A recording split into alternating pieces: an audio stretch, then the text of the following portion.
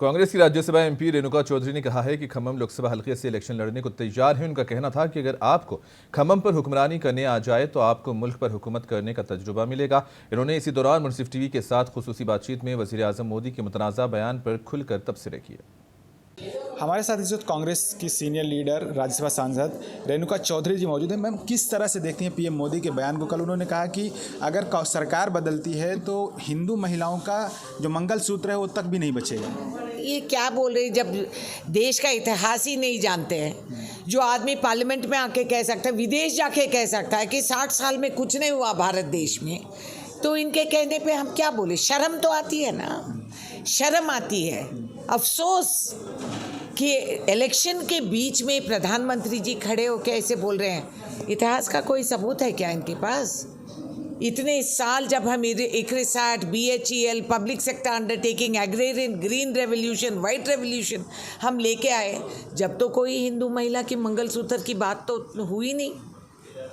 ये ऐसा कुछ हुआ ही नहीं जो नया नया पैदा करके ये बता रहे हैं। इतनी झूठ, इतनी असत्य उस ठाई पे बैठकर। तो आप नौजवानों को क्या एग्जाम्पल दे रहे हो? बेरोजगारों के बारे में क्यों नहीं बात करते हैं? मणिपुर के महिला की मान भंग हुआ, उसमें क्या हो गया?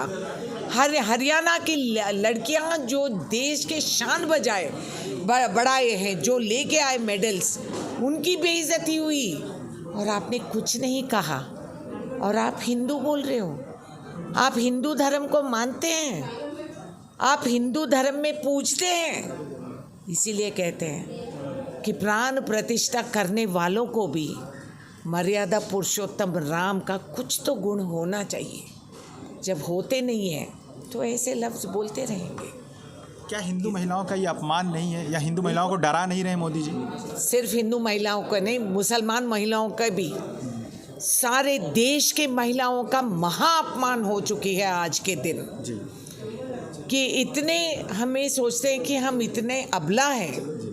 और हमारे मांगल्य को बचाने का हिंदू धर्म में, हमारे इतिहास में बहुत सारे सबूत हैं। सती सावित्री, सती अनुसुईया देवी का कहानियाँ अगर प्रधानमंत्री कभी गलती से पढ़े होते तो ऐसे बोलते नहीं हैं। आपके आयु उस महिला के हाथ में है जिसके गले में आपने मंगलसूत्र पहनाए थे। वो अलग बात है, वो फांसी की फंदा हो गए, क्या हो गए, मैं नहीं जानती हूँ।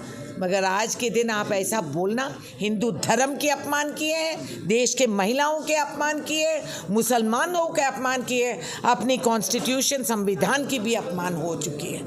अफसोस इस बात की है।